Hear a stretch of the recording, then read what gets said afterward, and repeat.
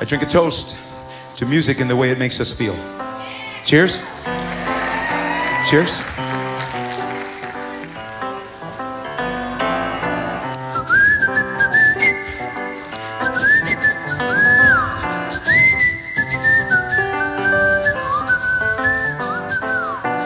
I knew a man, Bojangles, and he would dance for you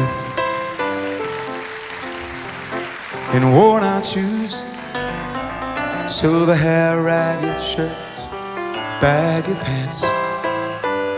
He'd do the old soft shoe. Y'all know who I'm singing about, right? Who? Sammy Davis Jr., the best who ever did this. Very lucky in my life, he was my friend. I think about him a lot lately. I grew up in a very small town outside of Buffalo, New York. Yeah, exactly, Angola, right? 450 people, right, in the town, right? Okay, and on Sunday nights, we would, as a family, we would always watch the Ed Sullivan Show, right? And every time Sammy was on, it was almost like a holiday. We would gather around, and when I think about that, and that I grew up to know him, it's a miracle, man. And not only know him, but he was a friend, and he taught me. He was a mentor of mine. He spent time with me, cared about me. And I think about him, as I said, often in my clearest memory. And Sammy could literally do anything on a stage, but my clearest memory is the way he tap danced.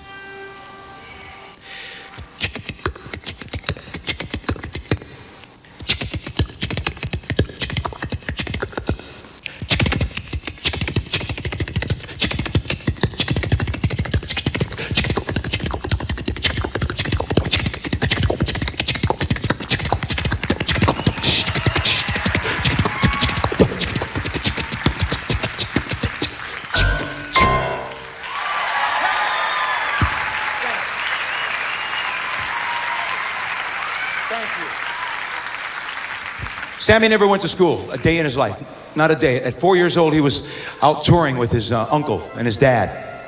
So everything Sammy Davis learned, he learned on stage.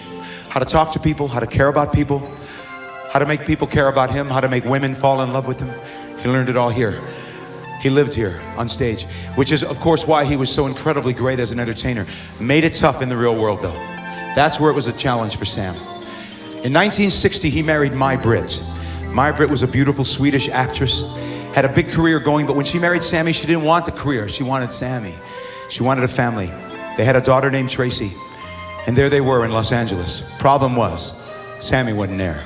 Sammy was out. Sammy was out with the audience. Sammy was out with the Rat Pack. Sammy was out with the hangers-on. Sammy was out, man. They never saw him. And Maj-Britt came to him, and she said, Sammy, we love you. Tracy loves you, but we never see you. What are we going to do? And Sammy said, I know you're right. I tell you what, he was on his way to Broadway to do a show called Golden Boy. He said, come with me, bring Tracy.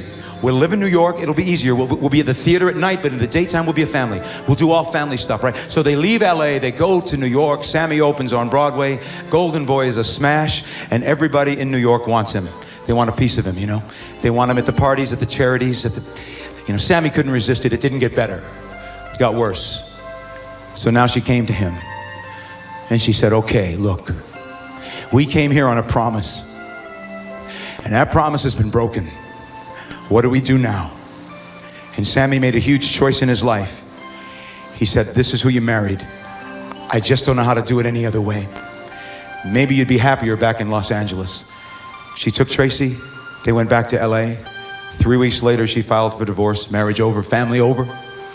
And when Sammy talked about it, he said as he watched that limousine take his family to the airport and literally out of his life, it was as if his own song began to haunt him. What kind of fool am I who never fell in love? It seems that I'm the only one that I have been thinking of. What kind of man is this? An empty shell, a lonely cell, in which an empty heart must dwell. What kind of clown am I? What do I know of life? Why can't I cast away this mask of play and live my life? Why can't I fall in love like any other man? Maybe then I will know what kind of fool I am.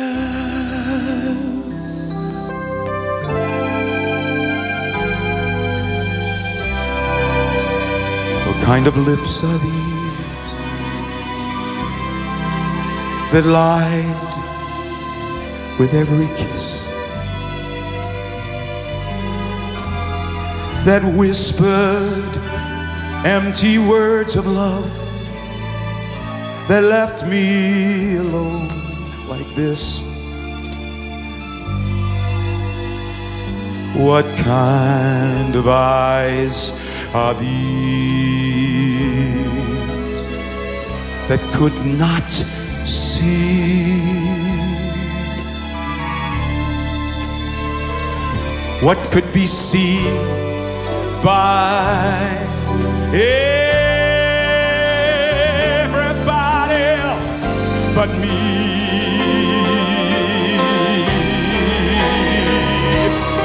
What kind of clown am I?